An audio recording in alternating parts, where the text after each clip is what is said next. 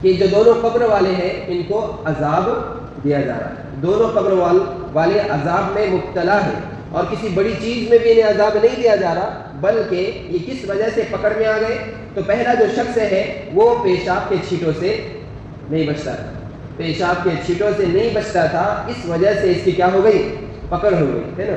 پیشاب کے چھینٹے جسم پر آئیں گے، کہاں سے نماز پڑھے گا؟ پھر وہ کہاں سے پاکی سے رہے گا؟ نہیں رہ سکتا اسے، تو پیشاب کے چھینٹے سے بچنے کی کوشش نہیں کرتا تھا، اس وجہ سے اس کی پکڑ ہو گئی۔ اور دوسرا شخص وہ اما ھذا، اور دوسرا فکان یمشی بالنمیمتی، یہ دوسروں کی غیبتیں کیا کرتا تھا، چغلی اور غیبت کیا کرتا تھا، اس وجہ سے اس کی کیا ہو گئی؟ پکڑ ہو گئی۔ اللہ معاف کرے، اگر کسی کو پتہ چل جائے کہ سود سے پیسہ لیتا دیتا، اس کے گھر کا کھانا نہیں کھائے، پانی نہیں پیے، اتنا منحوس سمجھیں گے اس کو کہ روئے زمین پر اس سے زیادہ بدتر کسی کو نہیں سمجھیں، لیکن 24 گھنٹے غیبت کرتے رہیں گے، لیکن اس کو برا نہیں سمجھیں۔ اللہ معاف کرے۔ غیبت تو دیکھو حدیث آ رہی آگے، عن ابی سعید و جابر بن عبد اللہ رضی اللہ عنہم، سود بھی برا ہے، غیبت بھی برا ہے۔ کیا فرمایا؟ قال، دونوں شیخین فرماتے ہیں، قال رسول اللہ صلی اللہ علیہ وسلم، کہ نبی علیہ السلام نے ارشاد فرمایا، الغیبت اشد من الزنا، غیبت زنا سے بھی کیا ہے؟ بدتر، غیبت زنا سے بھی بدتر ہے۔ قالوا، صحابہ نے عرض کیا، یا رسول اللہ وکیف الغیبت اشد من الزنا، کہ غیبت زنا سے بدتر کیسے ہو سکتا ہے؟ تو نبی علیہ السلام نے فرمایا، ان الرجل لیزنی فیتوب اللہ علیہ، بے شک اگر کسی سے زنا ہو جائے، اس عمل کو کیا سمجھتا ہو؟ برا سمجھتا ہے، یار میرے سے بہت برا کام ہوا، میرے سے بہت برا کام ہوا، مرتے دم تک اس کو کیا سمجھتا ہو؟ برا سمجھتا ہو۔ 10 سال پہلے بھی اگر اس سے کوئی وہ گناہ ہوا ہوگا تو بھی ابھی بھی اس کے خیال میں اگر وہ آ جائے تو کیا سمجھتا؟ ارے یار مجھ سے بہت بڑا گناہ ہوا، مجھ سے بہت بڑا گناہ ہوا۔ تو دل ہی دل میں جو ندامت کرتا ہے نا، وہ الندم توبۃ، نبی علیہ السلام نے فرمایا جو دل میں ندامت ہوتی ہے نا، تو اس ندامت پر اللہ پاک گناہوں کو کیا کر دیتے؟ معاف کر دیتے۔ الندم توبۃ، تو اس کے دل میں جو ندامت ہو رہی، اس وجہ سے اللہ اس کے اس گناہ کو کیا کر دیتے؟ معاف کر دیتے۔ اگر وہ توبہ کر لے تو معاف کر دیتے، لیکن آپ علیہ السلام نے فرمایا، وَإِنَّ صَاحِبَ الْغِيبَةِ لَا يُغْفَرُ لَهُ حَتَّى يَغْفِرَهَا لَهُ صَاحِبُهُ، لیکن غیبت کرنے والے کو اللہ اس وقت تک معاف نہیں کرتے جب تک کہ جس کی اس نے غیبت کیا وہ اس کو، اب جا کے بولو میں نے تمہاری غیبت کرا تھا مجھے معاف کرو، بول سکتے کہ ہے اتنی ہمت نہیں ہے سامنے والے سے معافی مانگنے کی، تو پھر کیوں غیبت کرنا؟ غیبت کر کے عذاب مول کیوں لینے کا؟ پھر اس لیے اللہ حفاظت کرے۔ غیبت کو آج انسان کیا سمجھتا؟ ہلکا سمجھتا، ہلکا، ہے نا۔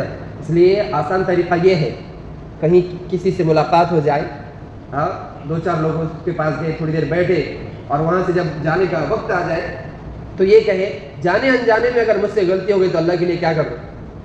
یہ آسان طریقہ ہے نا، اتنا بولو انشاءاللہ، اللہ کی ذات سے امید ہے، اللہ کیا کر، وہ لوگ کیا بنے، ٹھیک ہے بھائی، چلتا رہتا ہے۔ انہوں نے مسکرائے بھی اور نہیں بھی کچھ جواب دیے تو بھی انشاءاللہ ان کی طرف سے کیا ہو گئی؟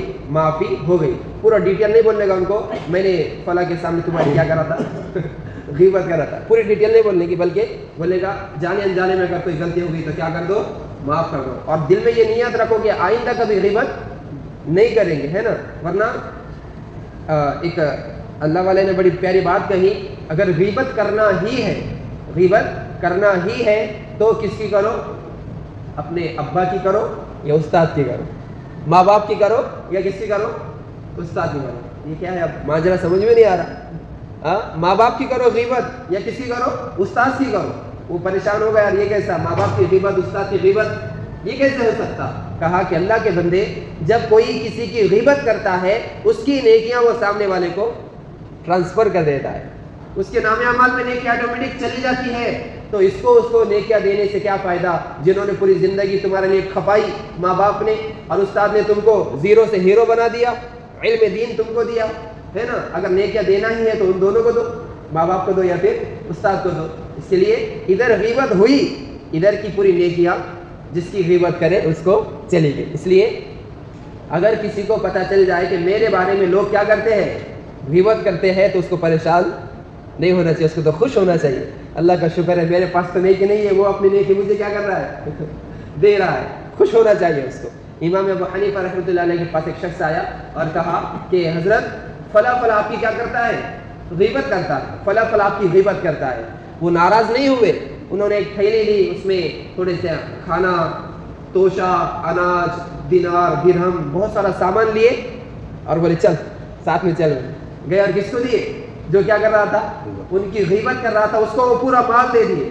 تو جس نے خبر لے کے آیا تو وہ تو پریشان ہو گیا، ارے یار یہ ان کی غیبت کر رہا تھا اور اس کو کیا کر دیے انہوں نے، اتنا مال دے دیے. کہا کہ اللہ کے بندے، جب یہ میری غیبت کر رہا تھا اپنی پوری نیکیاں مجھے دے رہا تھا، میں نے سوچا یہ اپنی نیکیاں جو قیامت کے دن نہ ماں دینے کو تیار، نہ باپ دینے کو تیار، نہ بھائی نہ بہن کوئی دینے کو تیار نہیں، یہ پوری نیکی اپنی مجھ کو دے رہا ہے، چلو تھوڑا سا اس کو ہدیہ دے دیتے، تھوڑا سا کیا دے دیتے، ہدیہ دے دیتے. اس لیے غیبت بہت بڑا گناہ ہے، گناہ کبیرہ ہے. اللہ بھی اس وقت تک